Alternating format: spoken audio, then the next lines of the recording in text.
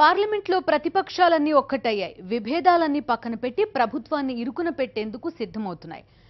అనుకోని అస్త్రంగా దొరికిన నోట్ల రద్దు అంశంలో ప్రభుత్వాన్ని నిలదీస్తామని హెచ్చరించాయి.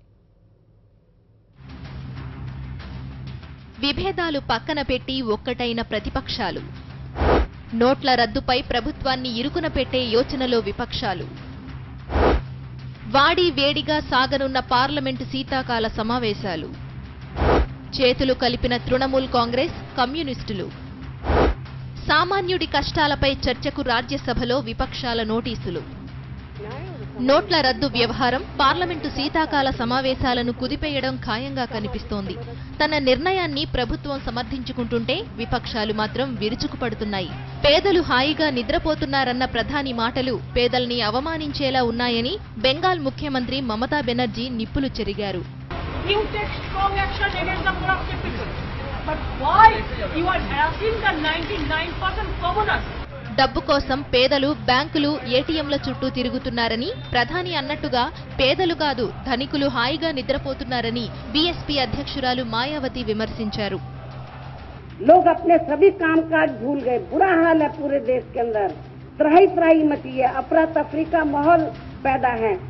ప్రభుత్వం చాలా హడావుడి నిర్ణయం తీసుకుందని, దిగజారుతున్న పరిస్థితిని చర్చించేందుకు ఢిల్లీ ఆమ్ ఆద్మీ ప్రభుత్వం అత్యవసరంగా అసెంబ్లీ సమావేశం ఏర్పాటు చేసింది. కేంద్ర ప్రభుత్వ నిర్ణయం సరిగ్గా లేదని, ఈ విషయాన్ని తమ పార్టీ ఖచ్చితంగా పార్లమెంట్లో ప్రస్తావిస్తుందని ఉత్తరప్రదేశ్ సీఎం అఖిలేష్ యాదవ్ అన్నారు. ये गलत बात है.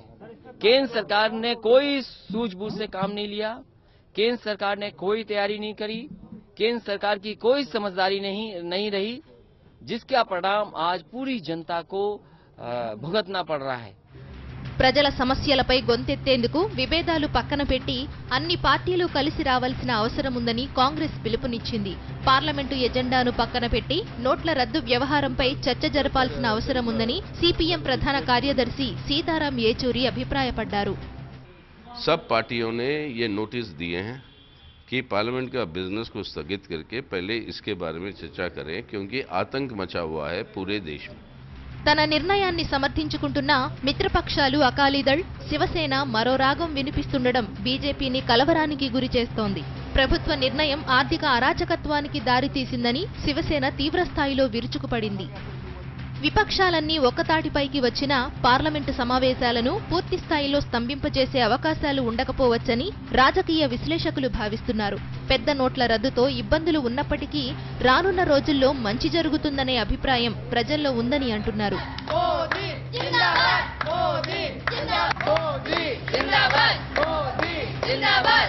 మరోవైపు విమర్శలు గుప్పిస్తున్న ఆప్, ఎన్సీపీ, బీఎస్పీ, సమాజ్వాదీ పార్టీ విపక్షాలు ఏర్పాటు చేసిన సమావేశానికి డుమ్మా కొట్టాయి. ఉత్తరప్రదేశ్ ఎన్నికలకు సిద్ధమవుతున్న బీఎస్పీ, సమాజ్వాదీ పార్టీలు రాజకీయ రిస్క్ అంచనా వేస్తూ నోట్ల రద్దుపై ఆచితూచి స్పందించాలని నిర్ణయించుకున్నట్టు కనిపిస్తోంది.